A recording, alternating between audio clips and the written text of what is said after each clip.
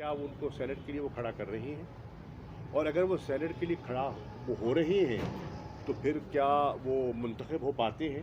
पंजाब से उन्हें मुंतखब होना है। पंजाब में उनके पास तो सेनेटर मुंतखब कराने की इतनी तादाद है नहीं, पीपल्स पार्टी के पास तो नहीं है।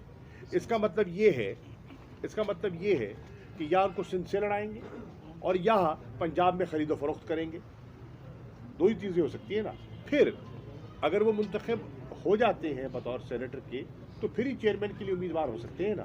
फिर देखने की बात यह है कि क्या वो अगर सेनेट में जाना चाह रहे हैं तो फिर उन्होंने जो हल्के की अमली सियासत उन्हें करनी है या करना चाहते हैं तो उसको तो खैराबाद कह रहे हैं ना। इसका मतलब है कि जो फील्ड की पॉलिटिक्स है उससे वो रिटायरमेंट का ऐलान कर रहे हैं।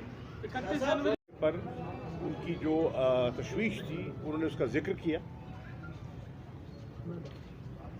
मैंने बताया कि पाकिस्तान की जो सिंध की सूबे की हुकूमत है वफाक से मशावरत के बाद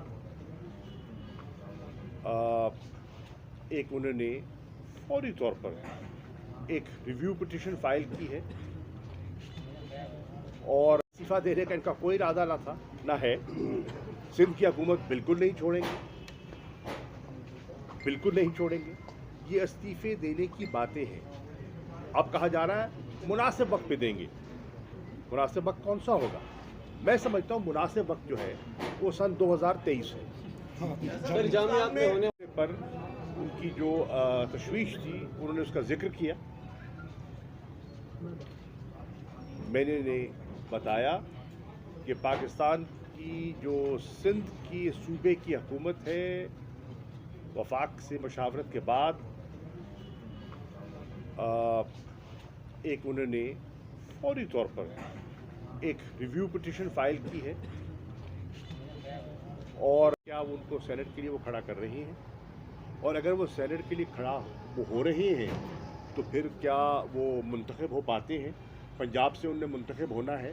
पंजाब में उनके पास तो सेनेटर मुंतखब कराने की इतनी तादाद है नहीं, पीपल्स पार्टी के पास तो नहीं है।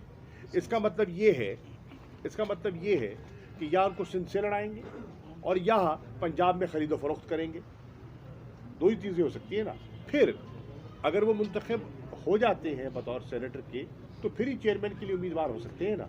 फिर देखने की बात यह है कि क्या वो अगर सेनेट में जाना चाह रहे हैं तो फिर उन्होंने जो हल्के की अमली सियासत उन्हें करनी है या करना चाहते हैं तो उसको तो खैराबाद कह रहे हैं ना। इसका मतलब है कि जो फील्ड की पॉलिटिक्स है उससे वो रिटायरमेंट का ऐलान कर रहे हैं।